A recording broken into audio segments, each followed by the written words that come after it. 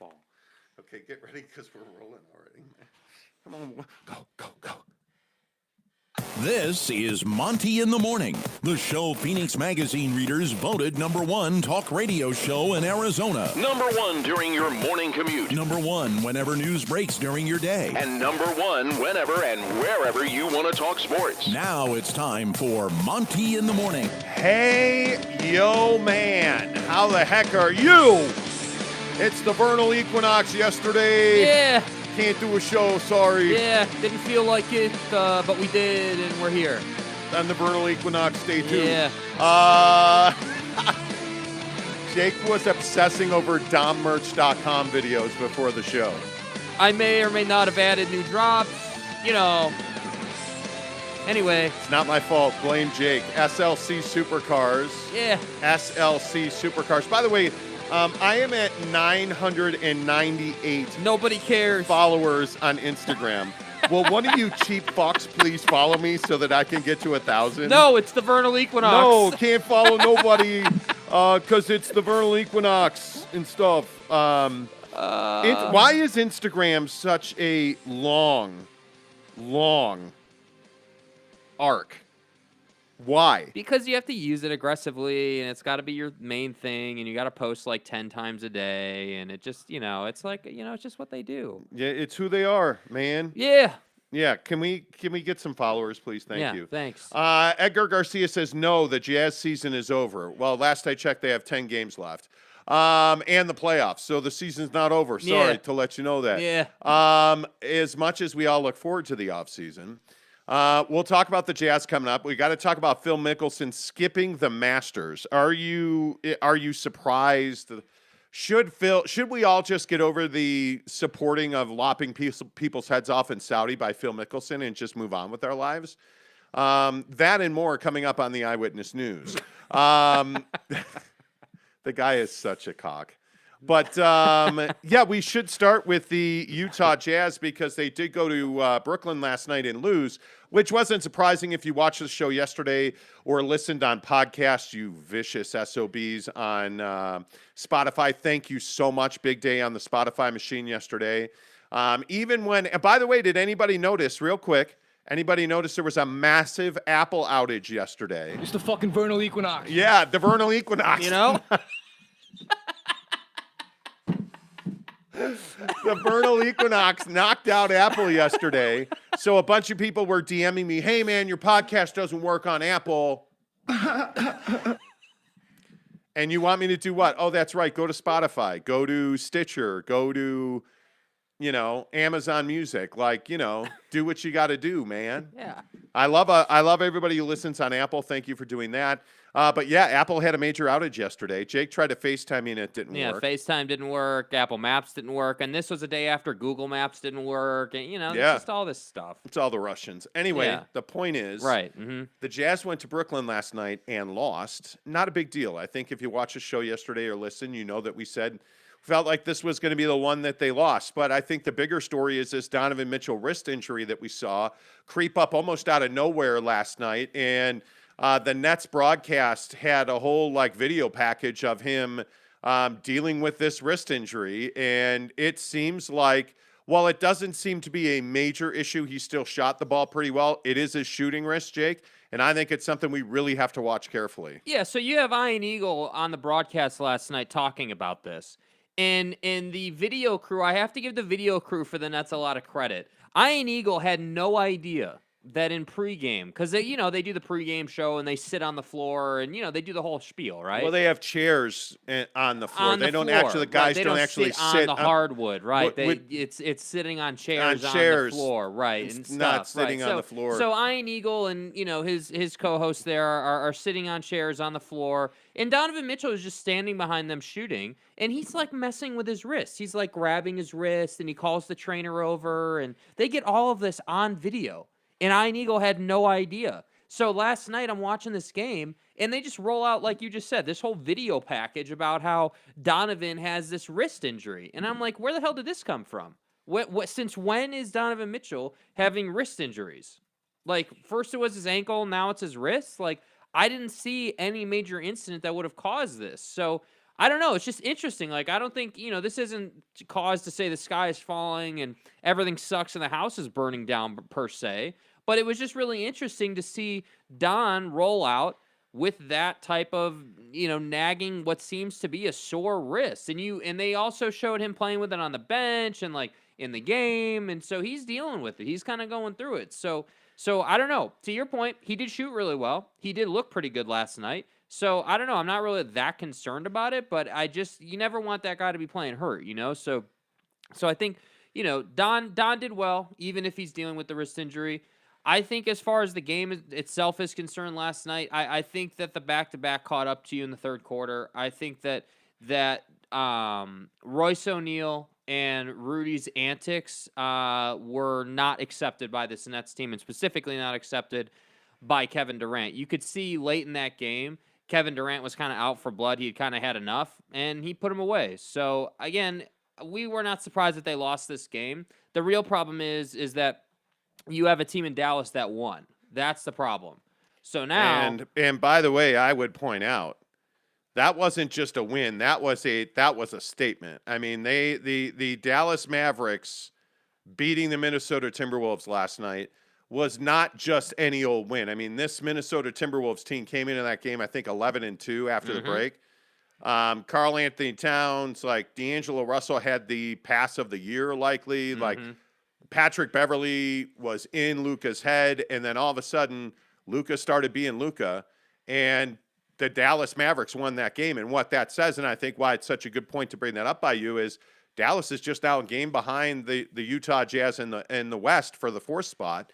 And it's getting to be nervous time. And I don't know how many people realize this, but there's only 10 games to go in the season. Right. You have exactly 10 games to go. Well, that's both your best friend and your worst enemy. Yeah. Right? 10 games feels like a lot, but then you're like, well, it's 10 games. I mean, that's really not a lot, And so it's kind of this thing where if you're the Jazz, you're trying to figure out, all right, how are we going to make it through these next 10 and really get to a place where we lock up that 4 seed? Because that's what it has to be. I mean, again, I know we do this all the time, and I don't mean to be repetitive, but again, the first point that we have to make in this conversation is Dallas has been through the East Coast swing already. So, with the Jazz now going through it, they got off to a what I would say is a pretty good start. You beat the Knicks pretty handily, right? And you looked pretty good doing it. Now you've lost to the Nets, and now you're going to Boston tomorrow. You get obviously an off day today. So I don't know, man. And then the real kicker to this whole thing is this really is kind of, and not even being dramatic, I kind of feel like this is the week that sort of defines whether you're going to keep the 4th seed or not. Because if you look at this, you've got Boston on Wednesday, Charlotte on Friday, Dallas on Sunday. Those 3 games, let's say that you were to win all 3 of those games, you've essentially locked it up. Because if you do that, you've beaten Dallas head up, which basically ends their chance. But let's say that you win Boston, you win Charlotte, and you lose Dallas. Well, now what has Dallas done? And the narrative continues, and the problem with that is then you're going to L.A. for both teams. Then you've got Golden State, Memphis, and Phoenix come in. So that's why I'm saying these next 3 games are huge, man. Like, absolutely, positively vital for this team. Yeah, it is the season-defining stretch. I mean, and look, I don't think any of us are under delusions of grandeur that this Utah Jazz team is going to compete for a championship this year. But this is the difference between going out in the first round or maybe having a chance to compete in the second round of the playoffs. And in this league where you just take it one night at a time because injuries happen every night, you just need to get through the first round of the playoffs. And if the Jazz can have home court advantage, if they hang on to that 4th spot, I think you're in good shape. You have a chance to win that Mavericks series. But if you got to go to Dallas for a Game 7, you like the Mavericks' chances of converting that at home. Especially now, again, I point out Bojan Bogdanovic is not healthy. Yeah. Bojan missed another game last night. And I think if Bojan's playing in that game, you have a much better chance to win that game because obviously Ben Simmons now for Brooklyn, with this herniated disc in his back, he's taking epidurals and pain shots, and there's some concern in Brooklyn. He will not play this year. Yeah. And you look at those kinds of situations, teams become vulnerable. And you have the Dallas Mavericks who are just a Luka Doncic injury away from being irrelevant. You look at Steph Curry's injury in Golden State. You look up and down the standings, and every team is injured, whether that's the Lakers, the Clippers. Certainly, you look at Denver's situation. I mean, you just know that you are one injury away. And right now, you see Bojan Bogdanovic battling it. I still maintain that Rudy Gobert is not close to even 70%. Yeah, It does seem like he's hurting a little bit. He had another atrocious performance last night as far as, his impact offensively. He got some cleanup late in that game, but Rudy Gobert struggled to make an impact, and it's because the game was at high pace, and Rudy's not running the floor as well as you usually see him do. Yeah. And so you're starting now to add that to Mike Conley load managing, to Donovan Mitchell battling this wrist injury on his shooting hand, and you start to grow some insecurity about what this Jazz team can do and their lack of depth. Yeah, and I think that's the key right there, the lack of depth, because that I think is the most important point of this whole season of what we've seen. Because remember, if you go back to the start of the season, what were we talking about? What was everybody around the Jazz talking about? Well, we need to make sure that Mike is healthy for the postseason. That was like the first major thing. And then that also swung to making sure that Don is healthy for the postseason. And I think the Jazz, for the most part this season, have done a pretty good job of managing Mike Conley. Now, obviously, Don has missed a decent chunk of games. Rudy missed a decent chunk of games. And now Bojan's missed a decent chunk of games. So when I look at the rest of these teams in the West, you look at, Minnesota or Dallas or any of these teams we've been talking about, even Phoenix, their ability to absorb injury and still win is high. I mean, you look at Phoenix, no Devin Booker, no Chris Paul there for a few games, and they were, just clicking along, just winning every night, no problem, all good to go.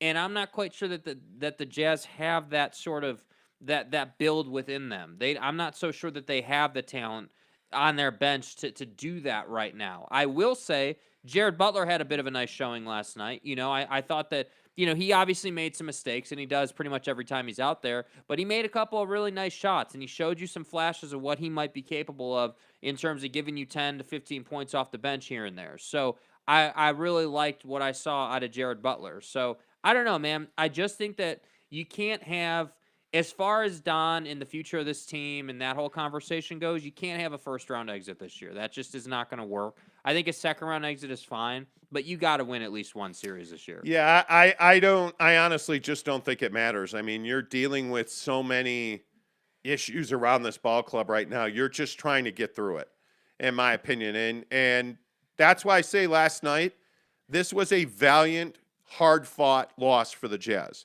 They never quit. You're playing, I think this is 4 games in 5 nights and a back-to-back. I think that this was actually a really good performance out of this ball club, and I think it shows you last night is why you value Quinn Snyder so much, because he had this team ready to play, and you got outshined by arguably the greatest scorer in the history of the NBA, and Kevin Durant. And I mean, that guy is playing out of his freaking mind right now, and Brooklyn's a very good team. I think on a game of rest, the Jazz might win that game last night. I mean, they're not playing bad basketball. It just becomes a diminishing return at some point when you're dealing with all this stuff. But last night's not the one you feel bad about. This Boston game, and it's odd, we just talked about this yesterday, but Jason Tatum and Jaylen Brown are playing out of their minds. Yeah. Jason Tatum, I think, had another 35-point game last night. I believe he's now got the most 35-point games in the history of the Boston Celtics. I mean, Jason Tatum is playing incredible basketball. I think he's only 24. And I don't know how you stop him if you're the Jazz. And the things that worry you about the rest of this trip, like the Charlotte game. The Charlotte game really is one of those games that stands out to you that's that game you go and you lose and you're really frustrated you lost. Yeah. And you're trying to figure out, well, how does this team play faster? Because when everybody's healthy and you have your top 7 players, you're a slow, plodding, methodical team. Mm-hmm. Because if you look at how many guys on this roster really play fast? Well, it's Jordan Clarkson. Yeah. He plays fast. Don is not a fast run up and down the floor type player. Don is much more a methodical run around pick, shoot threes. I will tell you his distribution, I thought actually passed the ball really well last night. Mm-hmm. But that's their style. Mike Conley's not a fast player. Rudy Gobert's not a fast player. Boyan's not a fast player. That's why teams like Houston give the Jazz all they can handle, because all Houston wants to do is run around with their hair on fire. Track meet. Right? That's how Yes. those guys have to play. Yes. Now, the problem in a team like a Boston or a Charlotte is they're skilled at playing at a very fast pace. They can hit threes. They have elite passing. They rebound with athleticism. Like, those are the things that worry you about the rest of this trip, is you play really fast teams when you're not a fast team at all. Yeah, and I think that fast games tend to up the injury risk a little bit too when you're running and you're playing that brand of basketball. I mean, that's definitely a more physical style game as far as health is concerned. So, I mean, I just think that, look, I think that this game last night, you were definitely in this game, and it got away from you later in the game, no doubt. But what does like a Daniel House mean in this game? I think a Daniel House could have done a bit better than Royce did on KD. But the thing is, here's the thing. I tweeted a video last night of Royce just getting torched by Kevin Durant. And it's one of these things where you're never going to ask a guy or say to a guy, hey, you got to go out and stop Kevin Durant. Nobody's locking down KD. Yeah, it's just not happening. But what you are going to ask him to do is make his life as difficult as possible. So what I would point to as a perfect example of this is PJ Tucker in the playoffs last year. When they went to 7 games, I think it was, and PJ Tucker just made, KD's life difficult. Got in his head, was real physical with them. They got into it. They were jawing. Like that's what you have to do to Kevin Durant to make his life difficult. Is he still going to put up 30, 35? Yeah, absolutely. But it's the way in which he has to work to get those. That's what you're after. And last night, I really felt like whether it was Rudy Gay, Royce O'Neal, any variety of guy that they wanted to throw at Kevin Durant, they just had no answer for it. And that's my biggest thing. Like you need to get House healthy, because in my opinion, he is a better defender at this stage in his career than Royce is. I think he's got a better first step. I think he has better instincts. And I think overall, he plays with better flow than Royce plays with. That's the one thing I did notice last night. I felt like there were a lot of times where the Jazz kind of had an awkward flow going up the floor, where you have, they're running up the floor, but it doesn't seem like they're sort of on the same page just in certain situations. So yeah, they're like trying to put each other in the right spots. Yeah, and so those awkward moments. Yeah, I don't know if that's a product of them being on the back-to-back or what the case may be, but I just think that, I almost find myself saying, man, I can't wait for the season to be over, because I feel like we've been talking about, changing this roster for so long now that I just want it to happen. It's almost like, man, like, we know what this roster can do, and we talk about the same things every day, and we're almost at a point now where it's like, yeah, could you, if you were 100% healthy, can you beat the Brooklyn Nets? Yeah, you can. But again, if they're 100% healthy, can they beat you? Yes. And that's my point. Like last night, they didn't even have Kyrie, and they still controlled the game. So that's why I say all you should be focused on if you're a Jazz fan right now is these next 3 games. And the Boston game will be a great measuring stick for who you are as far as the playoffs are concerned. These next 3 games are massive. And that's why I say it. And I'm not making Charlotte out to be, any kind of world beater. I think they're 500 right now, or a game over maybe. But I look at where that game falls on the schedule. It's a ball breaker where it falls on the schedule. I mean, and it is nice that you then get another day off before you go to Dallas, because I mean, is that their last? Boyan back for Dallas? Man, I would think so. Although this is a calf injury, and you're starting to get a little worried about it. Like, I know we were kind of talking about that, but you made a point yesterday, like. At what point do we get all right, Bogey's back. All right, cool, we're back, we're good. Yeah. I don't know that that's anytime soon. That's my concern. I mean, this team can't, as much as we say that, he doesn't get enough touches, I think that he obviously gives them offensive punch, and they really need that, man. They need his reliability out of the corner there. Yeah, and the other thing that I think is interesting is that Jazz have, back-to-back national TV games. And that might be it for their national TV schedule. The Clipper-Laker game is back-to-back. And then, I mean, really, they end on the 10th. What is that? That's 3 weeks. You have really 2.5, 3 weeks to go in the season. That's it, man. That's what I'm saying. You only have one more back-to-back, and it's Memphis. It's at home. It's Memphis and Oklahoma City back-to-back. But my point was, you have 10 games left, and that doesn't seem like a lot, but that also seems like a lot, at the same time. So it's just you need time. What's not on your side here is time. I mean, what is it? 5 days between the end of the season and the playoffs. I mean, that's what you need, time. So that's kind of on your side. But that's why I say to be nice to have home court advantage. Yes. Stay in the 4. Be at home for a longer time. Sleep in your own bed. Yeah, enjoy that week off. That's huge. Let's see. Morning Forrest G says morning. Edgar Garcia says Jazz season's over. Just kidding, players. Well, pretty much. Eric C says morning. Monty Colt. What's up, Eric? Good to see you, bud. What's up? Forrest G says Brooklyn did a good job limiting Gobert's effectiveness. Well, I also think they did a good job of just going right at him. And I think that's what you have to do. Claxton can play, bro. Claxton can really play. That sequence where he blocked Rudy's shot and then dunked on Rudy that's why it's telling to you Rudy just doesn't have that explosiveness right now that you're used to seeing. I mean, I like Claxton a lot, but Rudy Gobert is a superior player to Claxton. But athletically, to your point, I think, Claxton's a far better athlete than Rudy Gobert is. And he's a much better runner of the floor.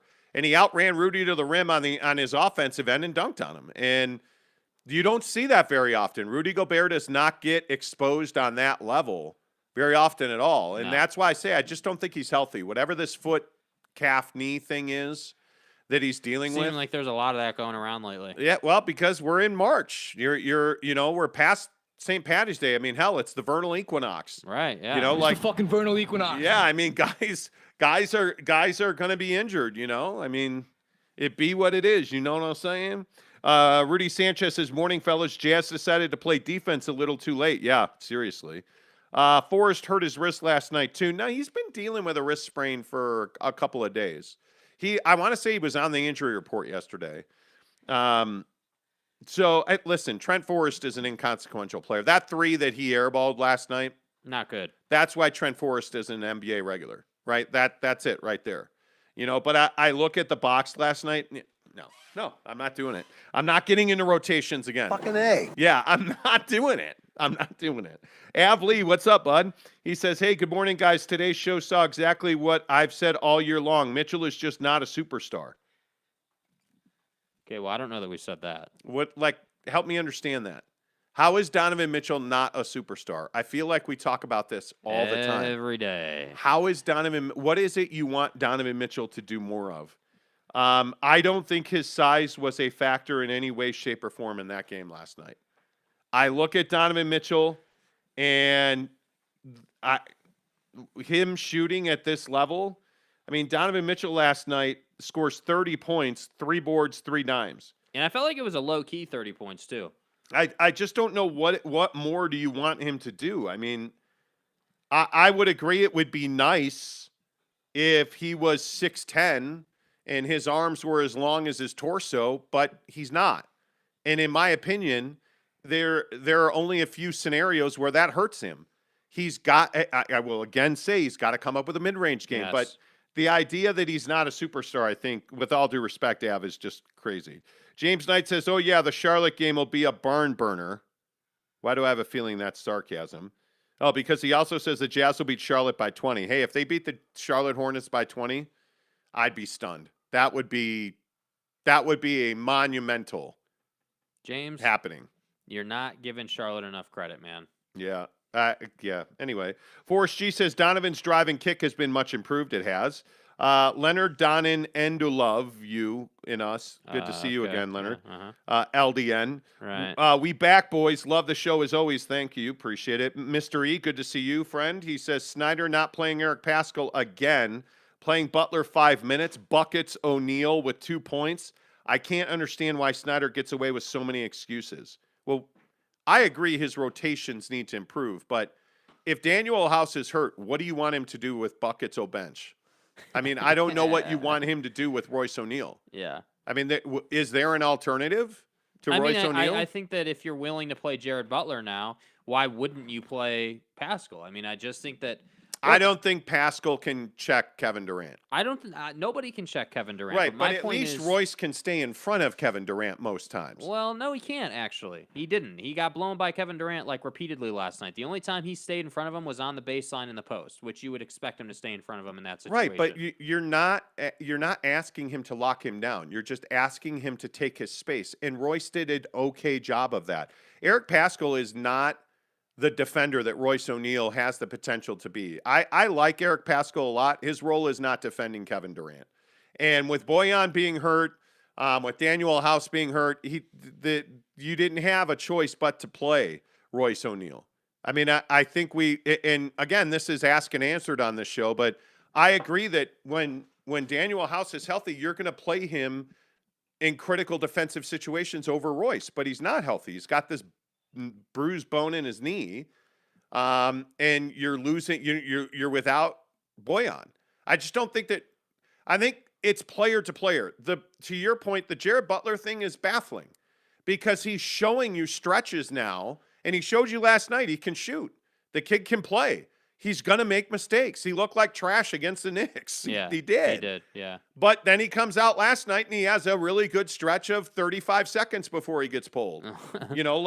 That's where they're at with young guys. Nobody can. Whoa, hey, comment, Tom. Pickles don't go on salads. Wow. See? Why? Donnie, please. Says, hey, guys, pickles do go on salads. Hey, guys. Stop it. Trade Rudy Gobert, Neville93 says. Joel L says, morning, I'm here now. I was doing some stuff for my parents, but I'm here. Great. Glad you showed Thank God, up. we're saved. Thank you. James Knight says, nobody can stop KD 1-1. The Jazz had more success by trapping him early, which I didn't understand why they went away from that. Yeah, I mean, I thought when, the Knicks showed the league something, that when you trap Kevin Durant and get him to move the ball, there's opportunities there. Forcing somebody else to take that shot, especially when Kyrie's not playing, it's definitely a reasonable strategy. So without Seth Curry, without Ben Simmons, and without Kyrie Irving, I absolutely agree you should double Kevin Durant, and they did late in the game, and they almost got a turnover out of it. It just I didn't understand why they stopped, denying him the ball. Yeah, it was a little, eBay the Sofa Surfer, good morning too. He says, man, did Maxey look great last night for Philly? Why is he not, though? And this is the thing that frustrates me about Philadelphia.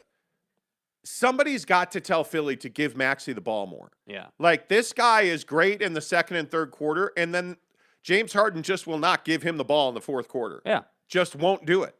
And Joel Embiid is great. He has been, and to your credit, you said it, that you worry about James Harden diminishing Joel Embiid's impact. Mm-hmm. And that's exactly, in my opinion, what's happened. And nobody's been able to step into that void because James won't pass the ball. Yeah, I think James Harden is somebody who is a superstar on a losing team and not a very good player on a winning team. That's the kind of player he is because of his game. And I think that James he's got a lot of proving to do, man. I think the guy can score the ball with the best of them, but I don't think he knows how to win, and I don't think he understands, and this is kind of what we talk about with Don, right? Where Don has had to learn this ability to draw the double team and drive and kick and kind of manipulate the defense to get his teammates open. And I think that Maxey's a guy that is young and athletic and a go-getter and really wants to get the job done for his team and just can't on the offensive end because he never gets the ball. I hope people understand how big that win for Philly was last night, because the idea that you beat Miami and you just got, it's shocking. Yeah. I mean, because you didn't have James Harden, you didn't have Joel Embiid in this game. They had Jimmy, Kyle Lowry, and Bam Adebayo all played 35 or more minutes. Mm-hmm. And Jimmy Butler scores 27, but Tyrese Maxey cancels him out by scoring 28. You get 15 from George Niang and 14 from Tobias Harris, 20 from Shake Milton. Furkan Korkmaz scored 18 off the bench. Like, why will they not feature Tyrese Maxey? I just don't understand it. Yeah. And that's why Doc Rivers is so incredibly frustrating.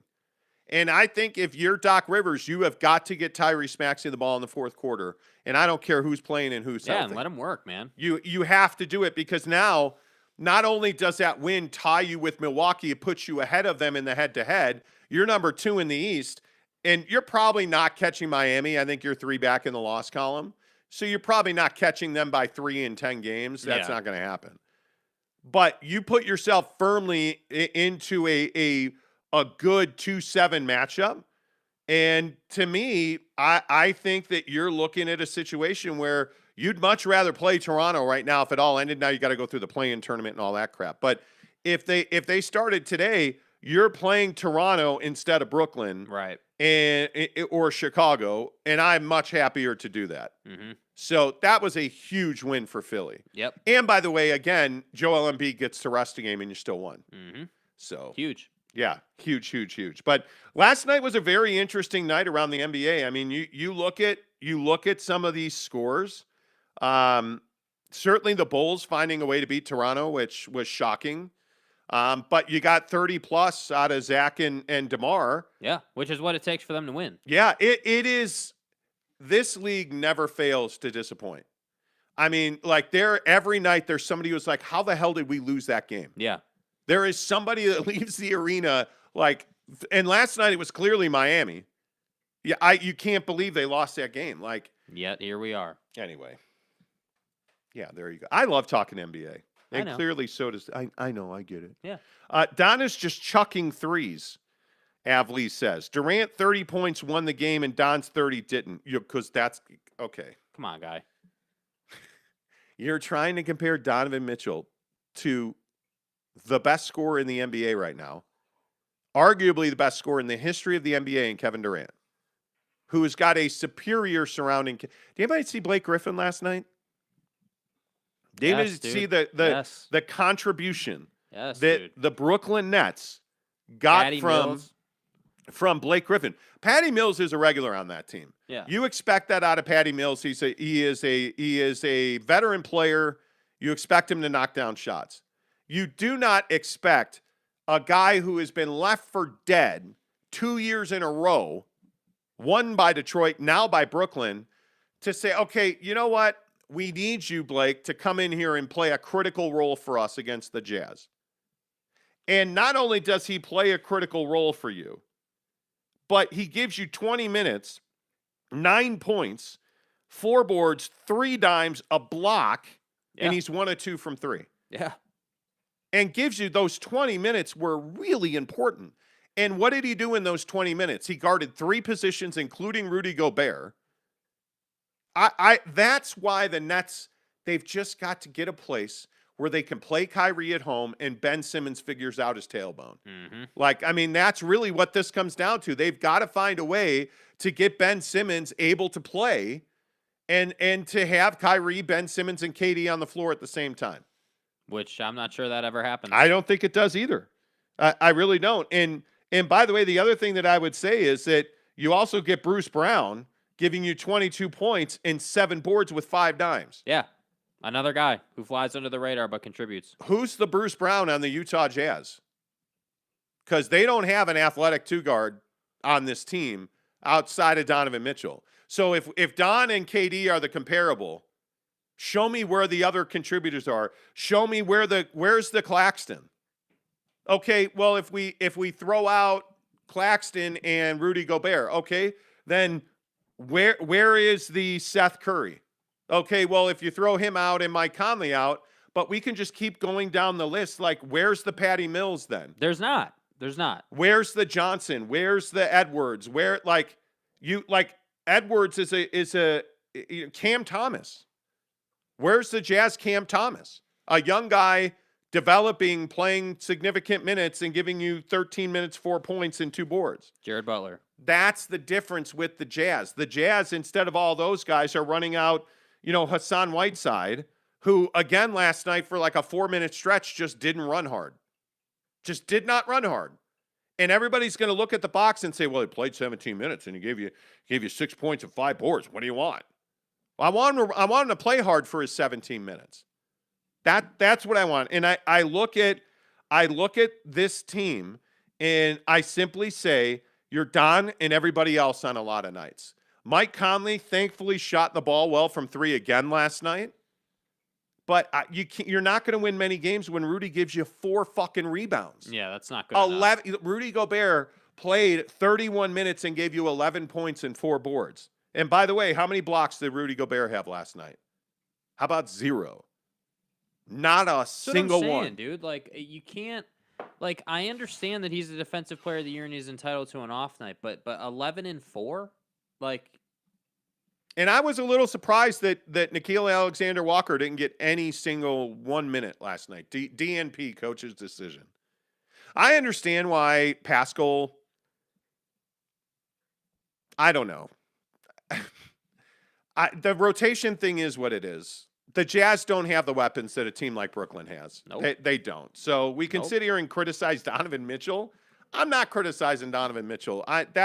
If you really think Donovan Mitchell's the problem with this team, you don't know basketball. With all due respect, come on. Joel L's said, "Whoa, hey now." Joel L says, "May I ask a question? It's not pertaining to basketball, but may I ask?" No, you can't. Like, what can you ask a question? Yes, of course. eBay says Toronto has been hot as well. Brown playing well for the Nets. Yeah, absolutely he is. One more point about the Philly game. Maxey was in foul trouble first half. The win speaks volumes about Philly. It really does. That's a tough team. And that's why this whole James Harden thing has such an impact on the Eastern Conference. It's incredible that he has just been garbage for Philly. Yeah. Like, he is not. I think a lot of people looked at that debut and they were like, oh, man, he's been amazing. Sliced bread. He's not been amazing. Yeah. James Harden has not been amazing. That's going to be an eBay. I agree with you. I think that Philly win says a lot about them. Yeah. I mean, that you're able to play that well. Eric C says, damn, is there really a Jazz fan that would trade Donovan Mitchell? Guys, Eric, there are a ton of Jazz fans, and this is why, if you listen to the show yesterday, telling you, I just don't know that Jazz fans value Donovan Mitchell the way they should. Yeah. Every day on this show, there's somebody like, oh, Don sucks. Donovan no D Mitchell. Yeah, there's some. I mean, if you don't understand how good Donovan Mitchell is, and that he's not close to his ceiling, I don't know, man. I don't know. Eric says the Jazz have the same chance of beating the Nets as atheism does beating Jesus Christ. Exactly right. Exactly right. Wow. Jesus Christ destroys atheism, then says, Eric, you aren't very wise. Bad comparison. Utah has already beaten the Nets with Harden and Irving and Griffin all playing. Claxton, too. Okay. eBay says, I felt like Trent Forrest. I like Trent Forrest and want him to succeed, but he's not a good finisher in traffic. And I think he can't. Well, I don't think. Problem with Trent Forrest is he can't shoot. Yeah. I mean, it is. I don't know if he knows this. He plays in the NBA. He might need to learn how to shoot. My man is terrifying to watch in the corner shoot a 3. Like, he missed everything with a 3-ball and he hit the corner of the backboard last night. Yeah, Hernan Gomez had one of those too. No, Hernan Gomez. I love how I have people tweeting at me about how Hernan Gomez, Juanacho needs more minutes. And what the fuck are you talking about? If Juanacho needs more minutes, just pack it up because we're out of here, man. Yeah, like, dude. Are you serious? It's not. Hernan Gomez does not need more minutes. That's the guy you play Eric Pascal instead of.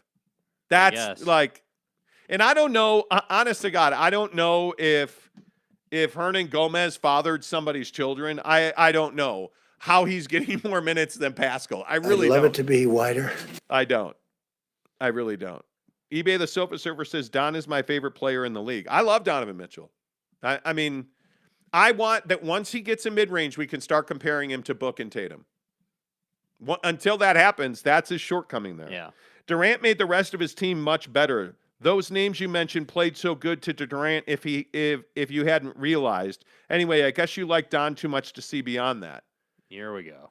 Okay, so Donovan Mitchell doesn't make the guys around him better. You're saying that Donovan Mitchell's not a team player, and he doesn't make the guys around him better. Apparently not. So, Don's just a selfish guy. So the drive and kick threes that they missed consistently last night, or when you shoot 35% from 3, what have we always said? If you don't shoot 40%, you're going to lose. So they shoot 14 of 39, and that's Donovan Mitchell's fault? You make 23s a game, you're going to win. By the way, how many other starters on this team?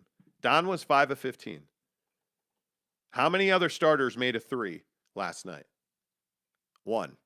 And that was Mike Conley, who was 3 of 5. Hernan Gomez, 0 of 2. I know he needs more minutes. Needs more minutes. Royce O'Neal, 0 of 3. Rudy Gay, 1 of 2. Jordan Clarkson, 4 of 8. Trent Forrest, 0 of 1. Jared Butler, 1 of 3. So, again, I would just simply point out that you look at arguably their best three-point shooter is Bojan Bogdanović, did not play last night. Yeah. Just didn't play. Your corner 3 guy of late, Daniel House, did not play last night. So you're criticizing Donovan Mitchell for not making guys around him better. What on earth is he supposed to do with Trent Forrest in the corner? What is he supposed to do? Like, is Donovan Mitchell supposed to go shoot the 3 for him? What does he do with Royce O'Neal, who in critical situations won't shoot? No, I guess not. Tell me, without Bojan Bogdanović, who he has developed chemistry with, hey, I'm going to drive and kick to you, tell me what you want him to do. There's 2 guys that he can really count on right now. Jordan Clarkson, who shoots way too many bad threes, in my opinion, but makes them, and Mike Conley. And Mike Conley is a guy that routinely gets drive and kick threes out of Donovan Mitchell. So tell me again how he doesn't make guys. This is what I'm trying to understand. Yeah. Like, what is it so Av Lee, seriously, so you're advocating for trading Donovan Mitchell. For what? First of all. What is this team without Donovan Mitchell? Yeah. What is it? Like, not a playoff team. Because do you think you're going to get a guy that's this dynamic on any level in return for Donovan Mitchell? Because Don's not paid at the top of the league. I got news for you. Donovan Mitchell is not one of the top 10 paid players in this league. Yeah. I mean, I think, with all due respect, Av, I just don't understand what you want him to do. He is a guy that is developing. He has gotten better every single year.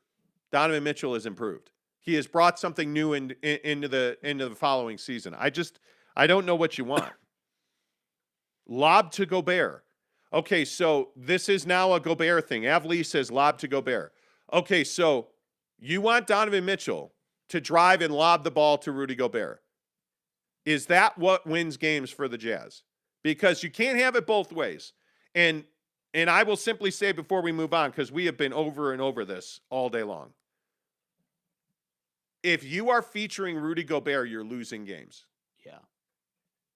If this Utah Jazz team throws lobs to Rudy, you're losing games. There's one way that this team thrives. There's one way that this team wins, and that's shooting the 3 in volume. That's who they are.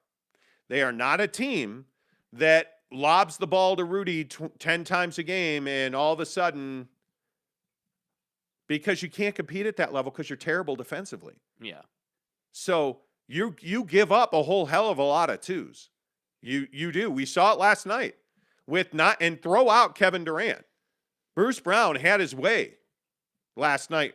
Patty Mills and again, Patty's an elite, in my opinion, bench guard in this league, like, because he shoots the 3 so well.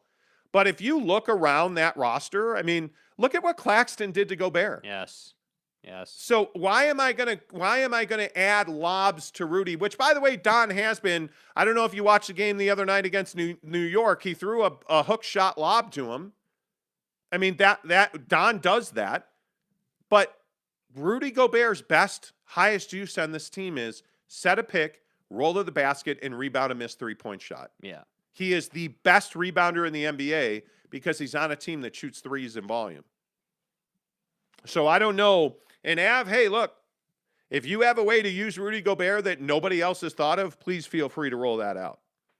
Because I don't see how you want to downplay Donovan Mitchell's role on the team. By the way, I would also say, instead of lobbing, if Donovan Mitchell has the ball at the elbow, don't you want him taking that shot? Don't you want him either taking that shot or kicking it to Bojan in the corner? That's what this team is built for. Did you guys see LeBron last night? Dominated. Did you see the game? And how did he dominate? It wasn't with all these dunks.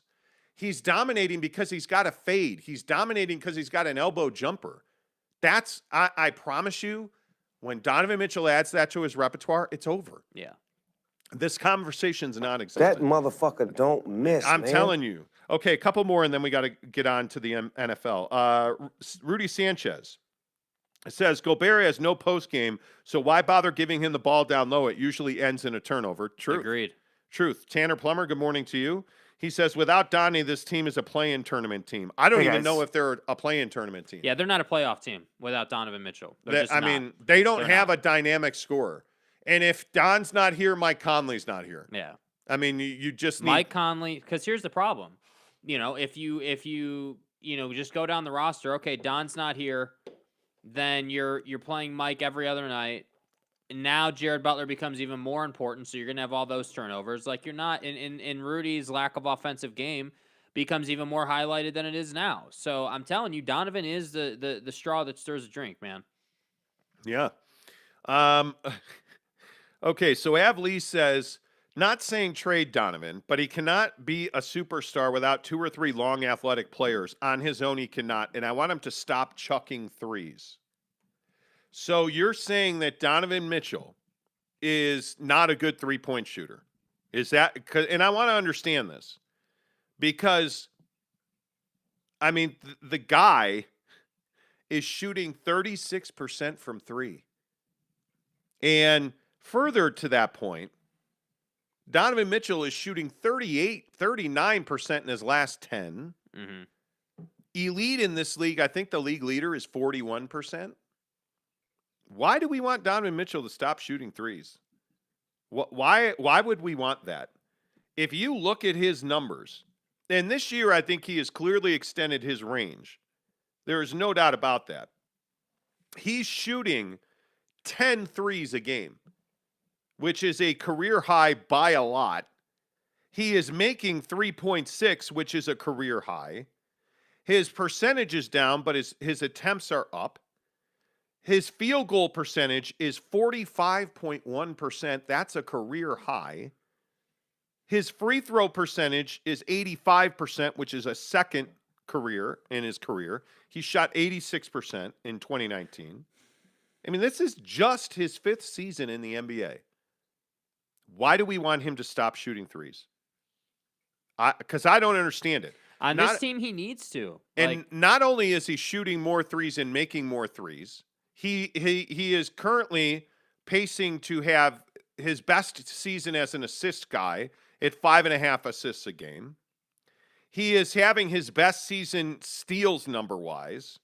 His turnovers are higher, but his usage rate is higher. And he is a much more efficient scorer at 26 points a game. This is clearly his best offensive season of his career. And you want him to shoot less. That doesn't compute at all. On a team that is built foundationally on making three-pointers. Yeah. Their best three-point shooter should shoot less. That I don't understand. I with all due respect, I just think that you're one of the Jazz fans who doesn't understand why Donovan has to be the focal point of everything that happens on this team. Has to be. It's not negotiable. Has to be the focal point of everything on this team. Yeah. Not close. All right. Appreciate all your Jazz comments as always. Please give us Keep it real. Yeah. Let's settle this right now. Let's settle this right now. Jeremy Bolton has the question of the day so far. He says, Av Lee, do you even watch Jazz games? Because we don't. Jake, you have no frame of reference here, Donnie. And usually we're hanging out with Tanner Plummer and Jeremy Bolton during the Jazz game. Hey, guys. So we know they don't watch games either. He's just a hack. You know. Just telling you guys. I mean, it's fine. It's fine. Okay. Av, we should just agree to disagree. Here we go. Because it's not in crucial time threes. Instead of going inside, getting foiled, and putting pressure on opposing teams, he's falling in love with the three, to my opinion. Okay, well, there's been a dynamic shift in his game this year because of the injuries he's suffered going to the basket. He had, obviously everybody knows, he had a major, major ankle injury last year. Mm-hmm. and he could not rely on the three balls. So what did he do last summer? Well, he honed his three-point shooting, and he's having a career year shooting threes. So, and by the way, Donovan Mitchell, I think, has done a very nice job of driving and kicking. And I'm sure you saw the dunk against the Knicks the other night. Like, I think Donovan Mitchell's, yeah, we should just move on. Jeremy says, we don't even watch the Jazz. We all gas and no break watching the Cavs. Hey, like, come on, man. Come on, man. Yeah, T-Wolves, please. T-Wolves. All gas, no break. Anyway, all love, guys. Yeah, it is. Yeah, we're talking sports, man. It's not Fucking A. Yeah, it's not personal, man. We appreciate you being here. I'm over 30 years a Jazz fan, Av Lee says. Well, I understand why you're bitter then. Let's give us a thumbs up and a like if you're here, please. We really appreciate that. Please subscribe to the show on YouTube. If you're listening on audio podcast, really appreciate you as well. By the way, you can find the audio version of the show anywhere you get your podcasts, from Spotify, Apple, you name it, it's there. Yeah. Anywhere you get a podcast, check us out. TuneIn app, I think. Stitcher, your Odyssey, mom's house, like, iHeartMedia, anywhere you get a podcast. Yeah. All right, so Jake soiled his panties yesterday when Matt Ryan was traded to the Colts. Mm-hmm. And I just said soiled your panties. What the fuck does one thing have to do with the other? Exactly. I don't even know what to say to that, bro. Exactly. Don't even know what to say to that. Exactly. My point is, you were a little surprised that the Atlanta Falcons traded Matt Ryan, who you says sucks and was never any good. It vexes me. To the Indianapolis Colts. Terribly vexed. And he left behind a steaming pile of dung in the form of a $40 million dead cap hit, the largest dead cap money ever in the NFL. So I said, yeah.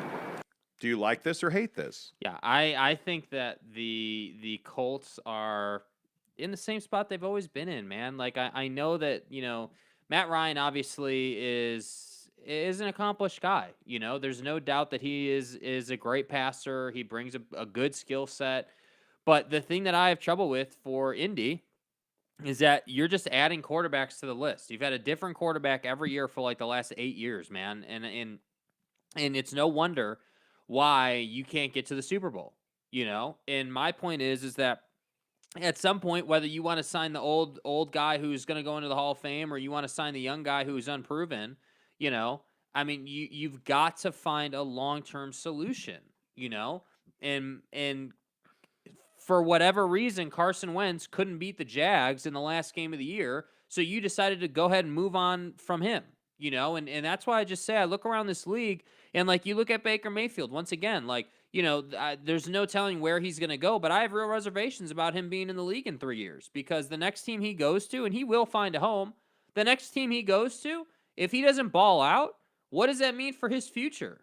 Because there's not many guys who start for as long as he has, and then they go to the backup role, and somehow that's going to be okay. Yeah, listen, I think some of your concerns here are well-founded. I mean, I think when you look at Matt Ryan, I think a lot of people want to say that Matt Ryan is a Hall of Famer. I think Matt Ryan's in the Hall of Very Good. I think any guy in this league that doesn't complete 70% of his passes and has never thrown for 5,000 yards, you're a good quarterback. And blows a huge lead. You're not great. That was not his fault. That's one of the things that really pisses me off. I think that's one of the dumbest things that people say about Matt Ryan, because that was not his fault. Losing to the Patriots in the Super Bowl like that was not his fault.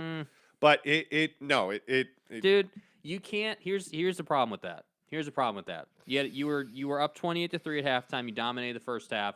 You didn't do anything in the second half. Didn't score a single point. Not a single point. Now, that's largely the defense's fault, but didn't score a single point in the second half. That was one of the most poorly executed game plans in the second half I've ever seen. Mm-hmm. They had all that success. No, I'm not doing it. Anyway, the point is, Matt Ryan has never thrown for 5,000 yards. He's a really good quarterback. He's not great. Quarterback. And the problem is now he's 37. Mm-hmm.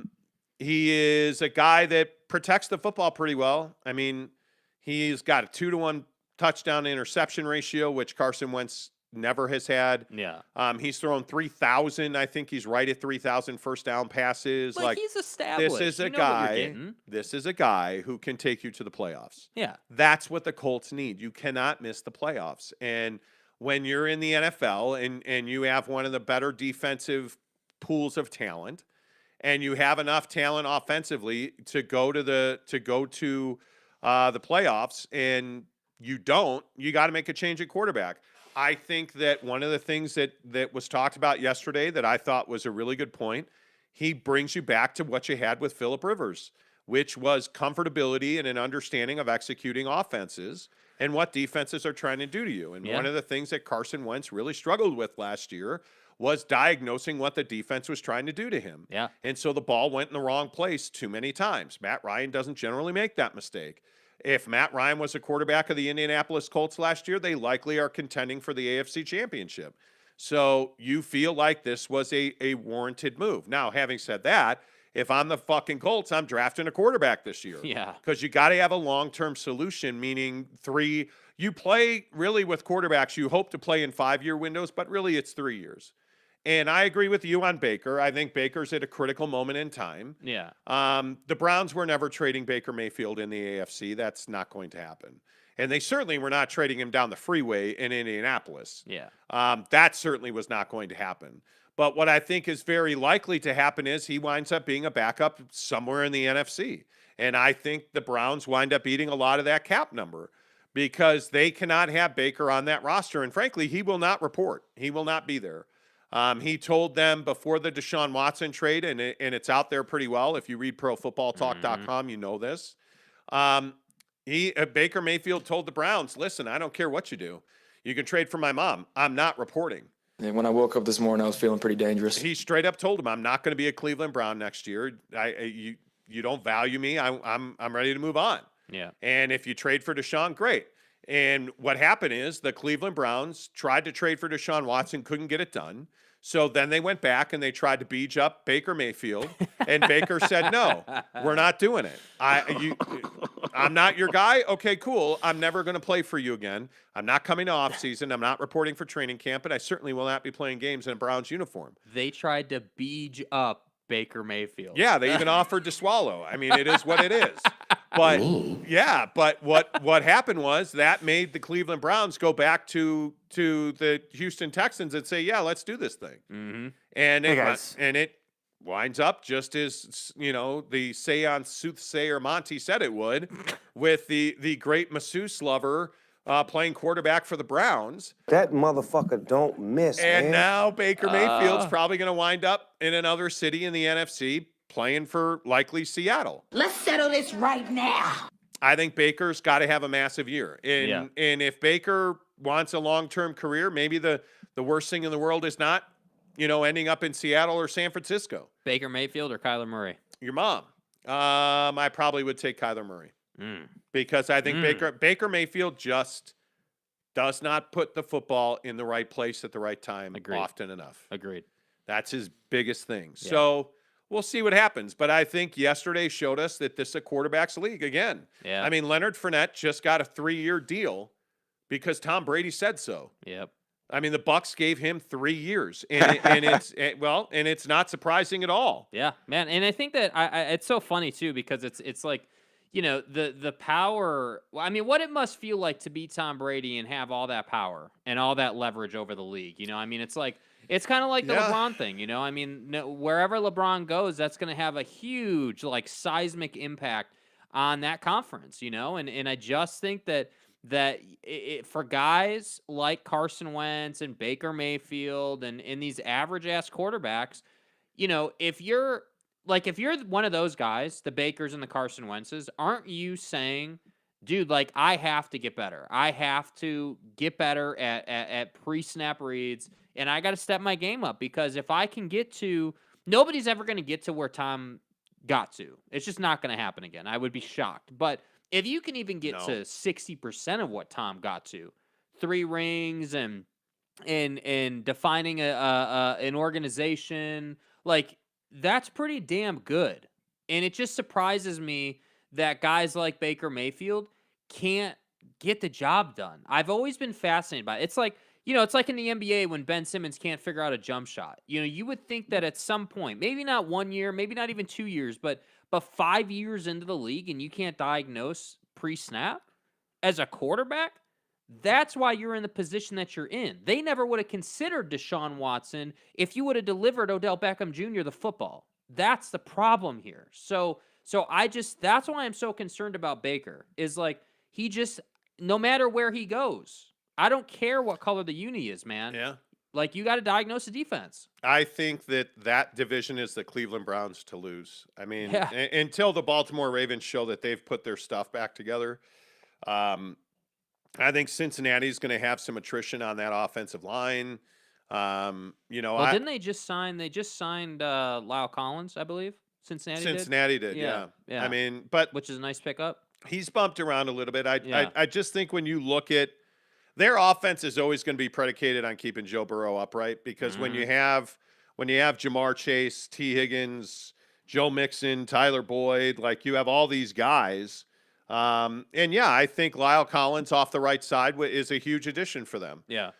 So it'll be interesting to see what happens there. But I mean, personally for me, and I know I'm probably the only one who feels this way, but I look at the Cleveland Browns, and I think now you plug in Deshaun Watson once his suspension's over, and it's Chubb and Kareem Hunt. Yeah. You look Nick's at Chubb. Nick's Chubb. You look at Amari Cooper. I mean, obviously they're probably a receiver or two short. Yeah. But David Njoku is still their tight end, and he is a real weapon. It's just a matter of keeping Myles Garrett healthy on defense, and B, finding another game-changing wide receiver. Yeah. I think Cleveland is in a really good spot there. I mean, that defense, again, I look at what they bring. I mean, Chase Winovich, Stud. That's a very good defense. I mean, do you think that they truly were just Deshaun away from being AFC title contenders, let's say, or even not an AFC to championship team? I mean, they're not as good as Buffalo. Right. I mean, very obviously, I look at the AFC West now, and but like, isn't there concern about, or maybe there's not? I don't know. Maybe I'm on an island, but I feel like there should be concern about the fact that Deshaun Watson hasn't played in a year. You think that? I think Deshaun is young. I think he was healthy when he got exiled. I think it's quarterbacks. You either have it or you don't. Yeah, and true. He's going to go in there and I mean, it's not Deshaun Watson's not a guy that relies on explosiveness. He's a very good thrower of the football. And I just think the AFC West is going to be a ball breaker. Do you think that will it be like for you watching the Browns whenever he, after the suspension and he gets through all that nonsense, whatever that looks like, the day that Deshaun starts his first game for the Cleveland Browns, how long do you think it'll be till people let go of the controversy? Never. You don't think it'll ever go away? No, I think he will always be looked at as a pedo. He'll always be looked at as a guy that is who, whether he did it or not, and I don't know if he did, but he's always now the guy that assaulted 22 female masseuses. I mean, he's always and Trevor Bauer is always the guy that beat the crap out of a female lover. I mean, that's the way we view sex in this country because we're so close-minded to it. Yeah. Well, I mean, I don't know what Deshaun Watson did. I don't. I'm surprised there's not a single criminal charge that came out of that. Never. That brings me a little pause. It really does. By the way, real quick on Phil Mickelson. Fat Jesus brings up Kobe. That's exactly right. See, but that's a great point, right? Like, even Tiger, this is kind of my point with that question. Like, when you think about Tiger Woods right now, here today, do you think about all the indiscretion off the course? Or do you think about, like, his so that's the first thing you think about. You don't think about, his heyday or wearing red on what Sunday, I think about? I think about Tiger Woods giving away the prime of his career. Mm-hmm. I think about Tiger Woods being in bed with a hooker the day in the moment he found out his father passed. Yeah. I think about Tiger Woods pounding the box of a Perkins waitress behind the restaurant in his SUV next to a garbage dump. That's what I think of Tiger Woods. And I'll always think of Phil Mickelson now with this Saudi golf thing. Yes. That's the way we work. Bill Yeah. Clinton got beeged up in the Oval Office. Yeah. And the Clintons murder people. That's what I'll always think about with Bill Clinton. Mm-hmm. You know, like it But I'd be curious. I mean, what it is. in the comments, do you, like when you guys think about whether it's Kobe or Tiger or, you know, whatever nameplate you want to use, when you think about those guys now, like when I think about Kobe, I don't think about Eagle, Colorado anymore. I don't either. I think about the legacy that he left. I think about the fact that he died way too young. What's the difference? What's the difference? Kobe Bryant won championships after that, during that, after that was like Kobe moved on. He paid that situation off, and he moved on to winning championships. He's arguably the greatest player in the history of the NBA. He's in the conversation. So Tiger Woods never was the same guy after Elin punched him in the face with that iron. He was never the same guy. Yeah. Right? Like if you look at Deshaun Watson, look at Ben Roethlisberger. Nobody talks about, well, that's not Fucking A. I think that's the proper pronunciation of his name. Donnie, please. Ben Roethlisberger, yeah, exactly. Okay, are you done? Relax. Ben Roethlisberger is a guy that had multiple sexual assaults against him. Oh, but he's retiring and he's the best. But I think it's one of those things that Ben also won after that. And it was a long time ago. When you make that mistake in the prime of your career and it ends your career, Ray Rice, everybody's going to remember you for punching your girlfriend in the face in an elevator. Yeah. Right? Like Tiger Woods never came back from that. Never. Yeah. So let's see. A lot of you on NFL. Jeremy Bolton, good morning. Did you send Jeremy's shirt out yet? No. Prick. The fact that Teddy Bridgewater and Sam Darnold still can be starting QBs in this league and yet owners still blackball Cap is insane. I don't want to do the Cap stuff today. Tanner says, I could be wrong, but I've heard there are still some lawsuits against Deshaun Watson out there. Hey, guys. Are you sure? eBay says, Teddy B is awesome, just can't stay healthy or throw the long ball. You know, other than that, he's fine. James Knight says, you're wrong, Tanner.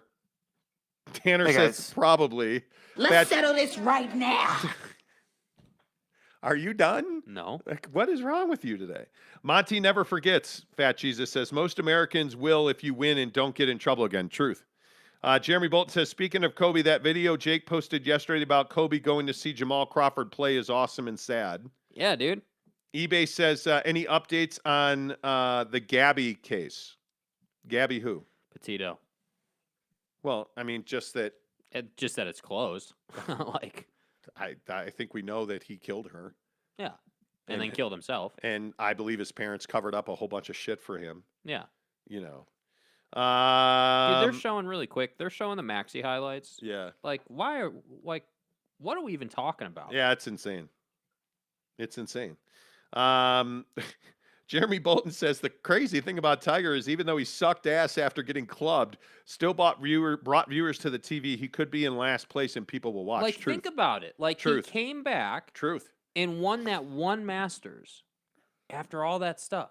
And now he's playing with this kid. And I think this is what will help his legacy is that all these videos of him and his son having the exact same mannerisms and Charlie this and people love that, dude.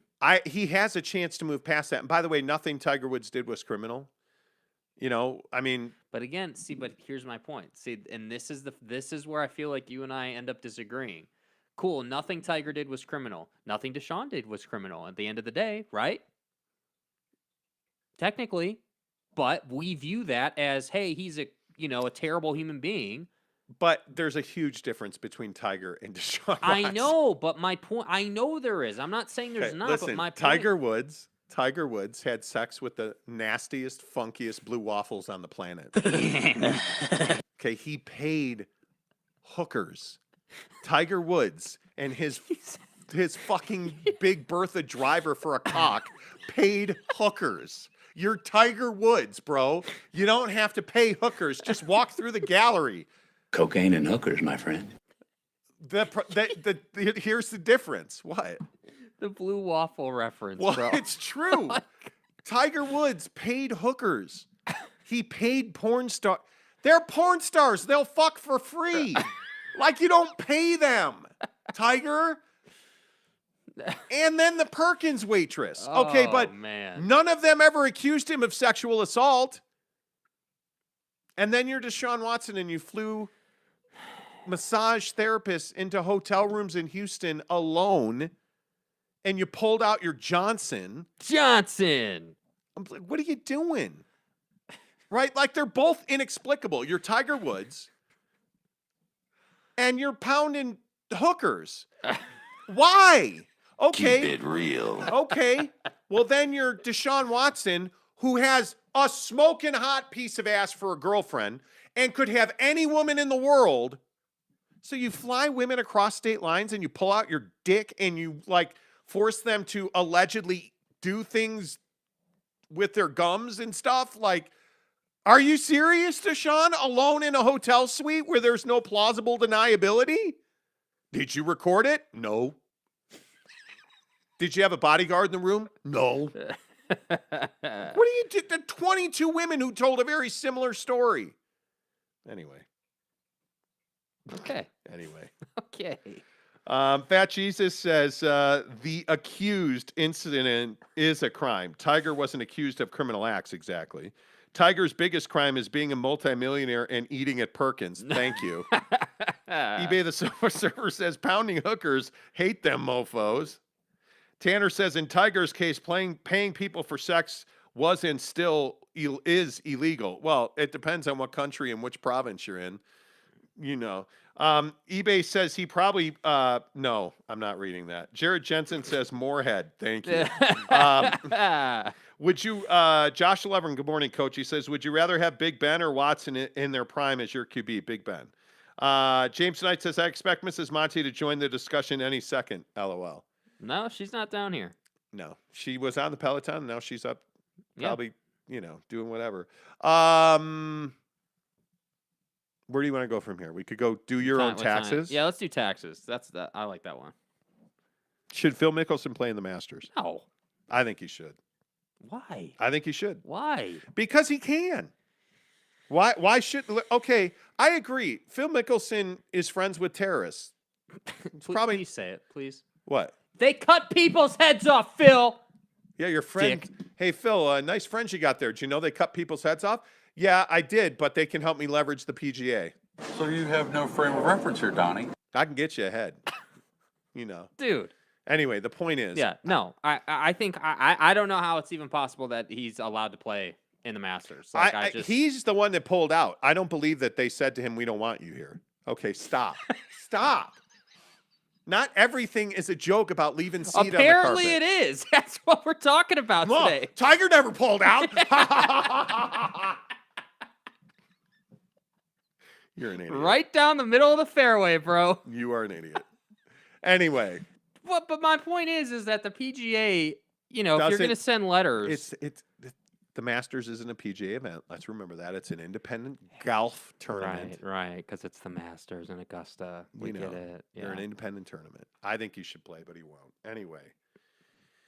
I can't remember our other topic, our lifestyle. Reviews. Oh, shit, that's right. Okay, thank you. I'm old. Thank you. Joel L. says, yeah, I've heard some of these basketball players were arrested with rape and sexual harassment. That's what I heard. Right, Joel. Thanks for tuning in. Fat Jesus says they cut people's heads off, but they told me they're really sorry for it. Okay.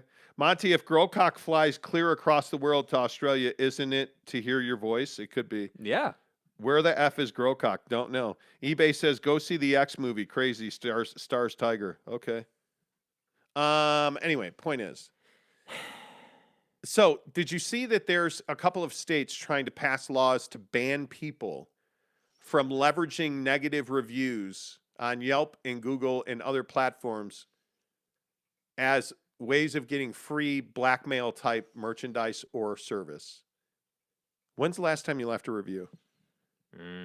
Once on Google, I think. So I work at Yelp. Jake works at Yelp. We're not allowed to leave reviews on Yelp. It's against the company policy. I leave reviews on Google all the time.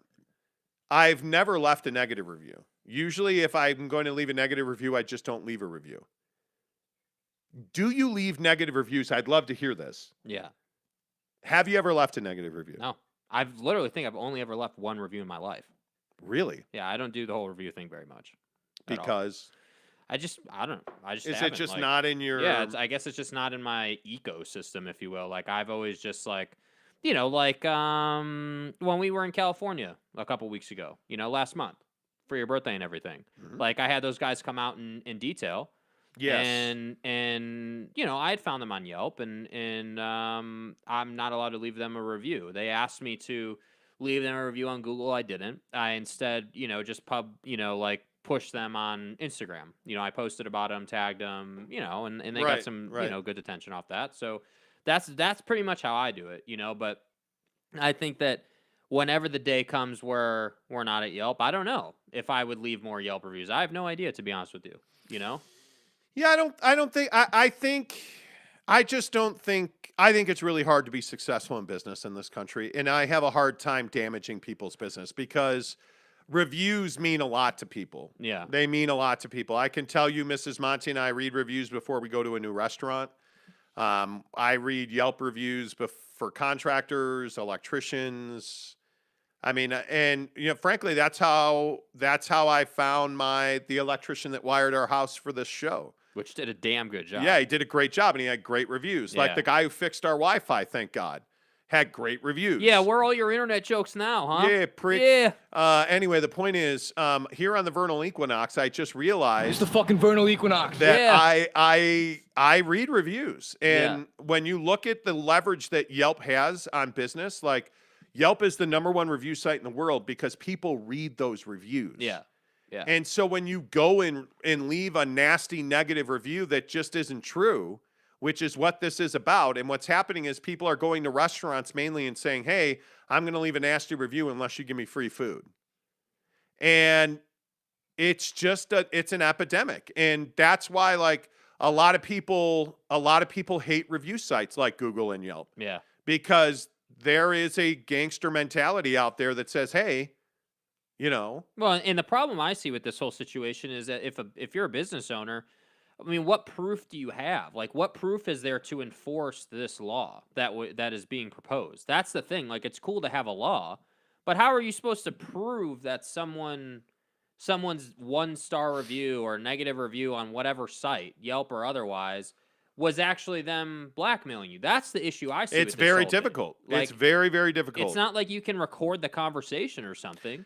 Yeah, and I think the thing that you have to do is you have to force them to prove they and that's why, not to advocate for Yelp, but Yelp has an algorithm essentially that says, did you interact with this business? If you didn't, you know, like Yelp has a whole review thing, and the issue becomes that it is very difficult when you're federally regulated like Yelp and Google, and it's very difficult when you take reviews to get that process bulletproof. Mm-hmm. There is no bulletproof. There is No. no definition of a review process that satisfies everybody. Yeah, and that's the tough part. But my You know? question is too, like, okay, let's say that you did want to blackmail one of these businesses, you know, and use Yeah. reviews. What are you asking for? You just asking for free nachos? Like, what are you asking I for? don't You know what I know. mean?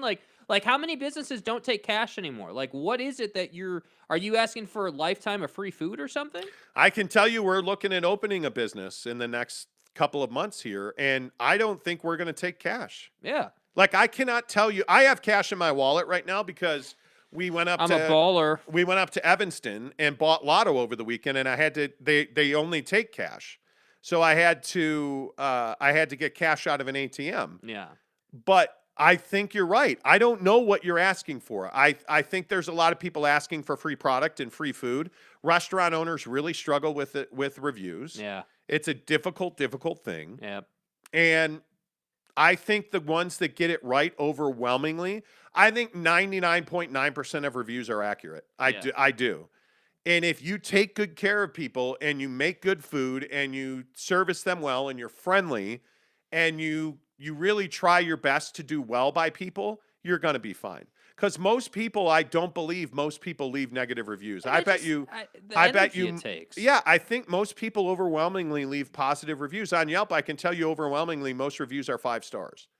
And I think when you read reviews, mostly they're positive. You're always going to have the Karen or the Kevin that leaves you a 1-star review because a customer farted in your restaurant. Like, that happens. It's just amazing to me that we have our state legislatures in many cases like having to consider this. I mean, that's what when you sent this to me, I was like, dude, like people are really spending this much time on negative reviews. It's amazing to me what people are willing to do. Yeah, Jeremy Bolton says, I never leave bad reviews, just positive like you, Monty. I will, however, leave a negative review if Alex Caruso opens a restaurant because I'm sure the food will be overrated. Donnie, please. Okay. Chris Carnes says maybe 1 to 100 negative to positive. So for every 100 positive reviews he leaves one negative. I mean, like that's, and that's the to thing, me, that dude. seems normal. Yeah. You know, Josh says reviews take long and false reviews hurt business owners. It takes a lot for those reviews to be removed. It does. It's very difficult. Fat Jesus says 2 stars. Don't eat here. I tried to blackmail this restaurant for free potato skins and they called the police. Exactly right. Exactly right. So, and then there's taxes before we get out of here. Yeah. Yeah. Do you do your own taxes? So every year up until this year, I've just TurboTaxed. That's how I've always done it. Just take your W-2, plug that thing in, you're good to go. And I think that's how most people do it. Now, you guys have been doing your own taxes, and it's been a stressful thing. It has been a very stressful thing. And the thing for me has been, it sucks. I have multiple businesses, like, so... You know, like when I was in real estate, I had the radio show, I had real estate, like it just was a pain in the ass. So now we have an accountant and we're paying somebody to do our taxes. Yeah. And this past weekend, we spent most of our Sunday uploading data, like credit card transactions, bank statements, you know. Which at the end of the day, I didn't feel like was too painful of a process. It did take a lot of time. No. But it wasn't particularly difficult to do. It's just tedious. No, but then, you know... Then you got to like learn how to use Excel and you got to learn how to use CSV and your mom VD files. And yeah, the whole thing sucked. Like I hate taxes. We shouldn't have to pay taxes. Let's move to Russia. Like I'm under kidding. Putin. That's a joke. Right. Are you surprised that they're losing this war? I mean, it's surprising to me that you took a major city and then lost it. Yeah, eBay to Sofa Server says H&R Block since 1990. Yeah, so the taxes thing, suck. Dude, the tax thing, what I like about the accountant setup is that you're not responsible for the physical filing. You're responsible for providing all your information, and then she does that for you. And I feel, much like other things, I don't detail my own car. I don't, whatever service you want to look at, you know? Like, I am a big believer in funding small businesses, and that's exactly what we're doing, you know? Well, in all this stuff that's write-offs, when you have multiple businesses and you have an LLC, like the things we're able to write off for the podcast and the YouTube show, like camera equipment and lights and electricians and clothes and shoes and rocket ship computers, cars and phones and your mom and Blue Waffle, like it's just all this stuff that you don't even know that you can write off. And the sad part is with the IRS now, who have hired tens of thousands of enforcement agents, which means people who go through your taxes, they're looking for mistakes in paperwork as probable cause to audit you. And it's terrifying. Yeah. Going through an IRS audit is terrifying. Yeah. And that's why I think it's when you have a larger tax thing, I think you have to have a tax professional. Because you got to know what you're doing. And it's terrifying to go through an audit. And it is expensive to go through an audit.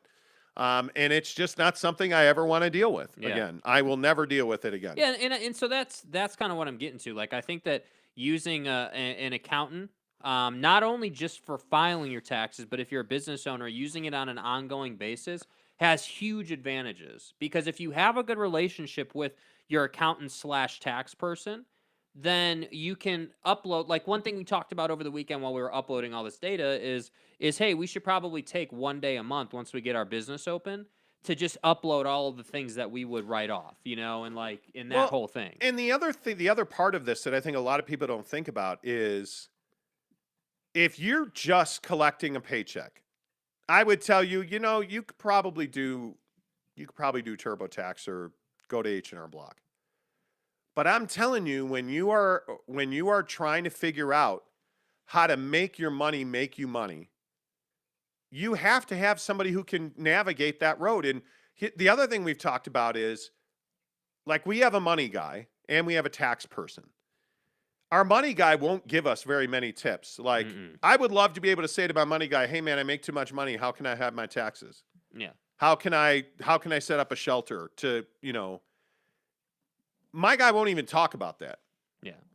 And so doing a ton of research, like, I know the deductions that I'm entitled to. I want to get to a point in my life where I'm only buying things that I can use as a tax write-off.